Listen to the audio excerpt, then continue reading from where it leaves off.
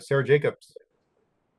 Well, thank you, Mr. Chair, and thank you, Inspector General Sopko, for being here and for all of your work over the years to make sure that we tried to learn some of these lessons in Afghanistan.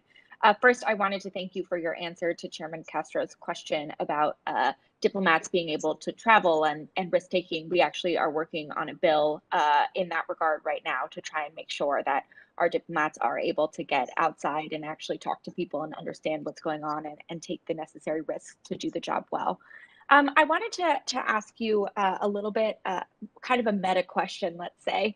I think we tend to do these big reviews and lessons learned. I have read many of your reports, but you know, we actually know that even though you have a lot of these great lessons, that there are a lot of needed reforms and lessons that haven't actually been implemented. And especially as we're seeing now, stabilization operations across Africa, particularly in the Sahel, that could use some reorientation and potentially are suffering from many of the same failures we're talking about today.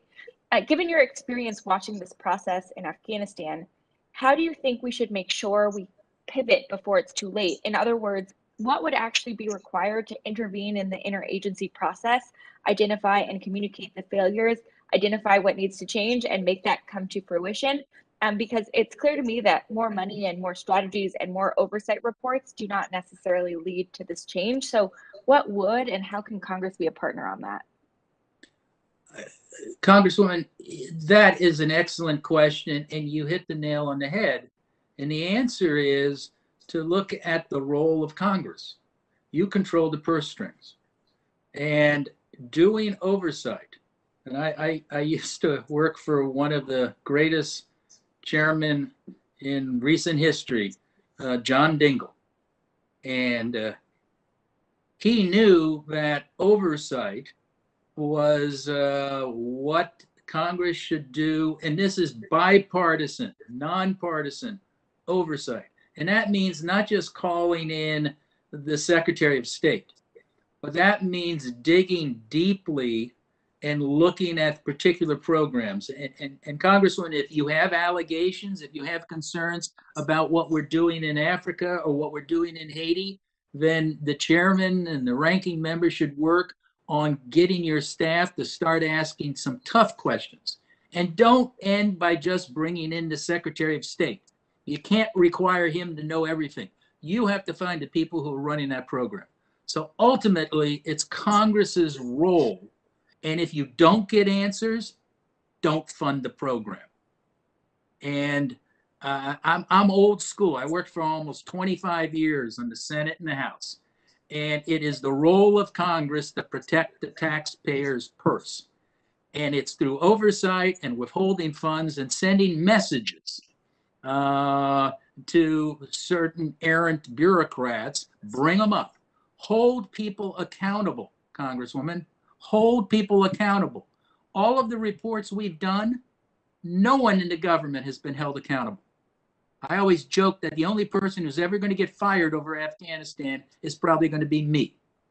Nobody else. Not the generals who came up and spun and spun and spun, and the ambassadors and aid administrators who gave bogus data to you. None of them have held accountable. You have to hold people accountable, ma'am. Okay, well, thank you. And my staff, if you're listening, sounds like we've got some work to do. I wanted to move on to the Global Fragility Act. I know in your latest CIGAR report, you talked about the lack of administrative capacity to carry out programs.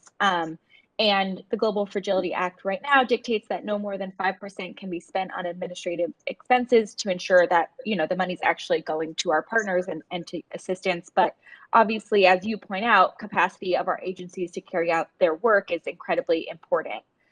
So what kind of investment in our capacity at both state and USAID do you believe is required for the GFA to be successful? Yep. Is Natalie there? I'm sorry, I'm hearing another question. Is it? I'm sorry. Do we, Somebody's Sean, do we speaking know over when you. before Nicole, I think you're billion not or whatever the muted. hell it is going to be going, or they haven't made that determination yet? 64 million. I think Staff, can you everybody mute please Nicole? please mute themselves unless they're speaking. I'm terribly sorry. I couldn't hear your questions, Congressman. No, that's okay. I was asking about GFA and the 5% to administration and what you think actually would be required to be able to adequately implement GFA at state and aid. You know, we haven't specifically looked at that issue, and I'm sorry, I can't answer that. I can have my staff look into it. We're just saying is that civilian agencies are going to be carrying out, which I think is a very important statute, but you're not giving them any more resources to do it. And we saw what happens when they're under-resourced in Afghanistan and Iraq. So I don't know what the number is, but I'm happy to get back to you and try to give you a number on that. Okay, that would be great. Thank you so much. Thank you again for all your work. And Mr. Chair, I yield back. Thank you, Vice Chair. All right, Daryl Issa is next, but you don't have your video on, Daryl. I'll take 5 seconds to see if you're there.